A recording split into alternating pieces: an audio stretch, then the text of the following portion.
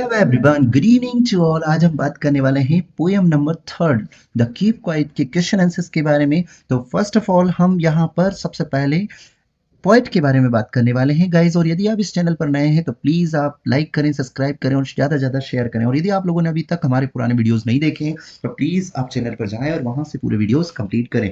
चलिए चलते हैं। सबसे पहले हम पोएट के बारे में देखेंगे। यह पोएट, तो first of all about poet, early life born in Parral, Parral, Chile, Neruda grew up in the Temuco. अब गाइस, जो कि प्रारंभिक जीवन चिली के पराल में जन्मे नेरूदा तेमुको में पले बड़े हैं। ही adopted the pen name Pablo Neruda to avoid conflict with his father who disapproved of his the literary ambitions। देखो, अपने पिता के साथ विवाद से चलते हुए विवाद से बचने के लिए उन्होंने अपना उपनाम पेब्लो नेरूडा अपनाया। देखो, दोनों के बीच में बनती नहीं थी, दोनों बाप बेटे के बीच में, तो उन्होंने अपना नाम बदल कर क्या रख लिया, पेब्लो नेरूडा। और क्योंकि उनके पिता उनकी साहित्यिक महत्वाकांक्षाओं से सहमत नहीं थे, जो साहित्य में वो काम कर रहे थे उससे वो सहमत नहीं थे। नेक्स्ट बात करें लिटरेरी कैरियर के बारे में इनके, तो लिटरेरी कैरियर के बारे में देखते हैं। His first major collection of the poem 20 love, यहाँ पर दे रखा है 20 love poem and a song of the despair, जो कि कब है, 1924। आगे बात करें गाइस, इसमें बताया गया है कि उनकी कविताओं का जो पहला प्रमुख संग्रह है, जो 20 love the poems and the song of the disappear, जो कि कब है, 1924, gain him international fame for its passionate explorations of love and the longing. और गाइस, उन्होंने क्या करा, ना प्रेम और ना लालसा की भावुकता खोज के लिए उन्हें अंतर्राष्ट्रीय ख्याति दिलाई गई। बात करें his later works such as Canto General 1950, और नेरुदा की जो इसमें बताया गया है कि उनकी बाद की जो कृतियां, जैसे Canto General 1950, reflect his deep political engagements and are considered epic celebrating Latin American history and the struggles. और गाइस, उन्होंने ये भी बताया गया है कि उनकी जो गहरी राजनीतिक संलग्नता को दर्शाती है और इन्हें लेटिन अमेरिका के इतिहास और संघर्षों का जश्न मनाने वाली महाकाव्य माना गया है। बात करें Neruda's style evolved over his career encompassing surrealism, historicals, epic and odes to ordinary objects। नेरूडा की शैली उनके कैरियर के दौरान विकसित हुई, जिसमें अतिथ्यवार्थ,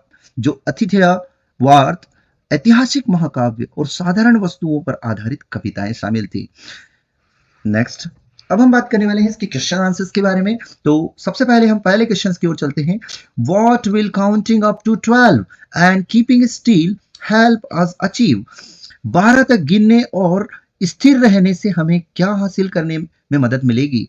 तो देखिए answers, counting up to 12 and keeping still will help us to achieve the sense of togetherness।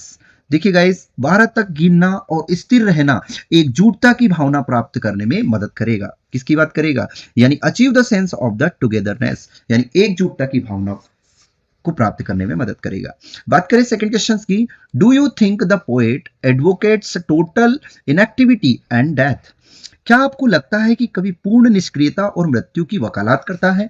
तो आंसर होगा guys, no, the poet never advocates for theme.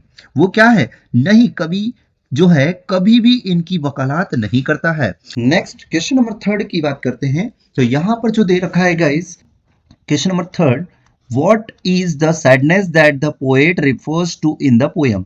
कवि ने कविता में किस दुख की बात की है? तो आंसर्स की ओर चलते हैं। The poet refers to the sadness which is the related to the humans. देखिए, कवि उस दुख की बात कर रहा है जो कि क्या है, humans ceaseless works and moving towards his own ruin for them. देखिए गाइस, वो कवि उस दुख की बात कर रहा है जो मानव के निष्फल कार्यों और उनके लिए स्वयं के विनाश की ओर बढ़ाने से संबंधित है। आई होप आपको समझ में आया होगा। The poet refers to the sadness which is the related to the humans ceaseless work and moving towards his own ruin for them. मतलब कवि उस दुख की बात कर रहा है जो मानव के निष्फल कार्यों और उनके लिए स्वयं के विनाश की ओर बढ़ने से संबंधित है। बात करें क्वेश्चन नंबर फोर्थ की, तो what symbol from the nature does the poet invoke to say that there can be life under the appearance stillness. देखिए कवि जो है प्रकृति के किस प्रतीक का उपयोग यह कहने के लिए करता है कि पृथ्वी के नीचे भी जीवन हो सकता है? स्पष्ट यानी शांति। तो देखते हैं आंसर्स की बात करें तो the poet uses the earth as a symbol to show that there can be life under apparent stillness. अब यहां पर बताया गया है कि जो कवि ने पृथ्वी को एक प्रतीक के रूप में इस्तेमाल किया है। किसके रूप में इस्तेमाल किया गया? प्रतीक के रूप में इस्तेमाल किया, यहां दिखाने के लिए स्पष्ट स्थिरता के तहत जीवन हो सकता है। He says that earth is a great teacher, और वह कहते हैं कि पृथ्वी एक महान शिक्षक है। We should learn a lesson from the earth that when everything seems dead, the earth remains alive. हमें पृथ्वी में से यह सबक सीखना चाहिए कि जब सब कुछ मृत लगता है तब भी पृथ्वी जीवित रहती है। आई होप क्वेश्चन नंबर 4 समझ में आया होगा। नेक्स्ट बात करते हैं ट्राई दिस आउट, जो कि बुक से लिया गया है। तो यहां पर क्वेश्चंस दे रखा है कि choose a quite corner and keep still the physically and the mentally for about 5 minutes. Do you feel and change in your state of?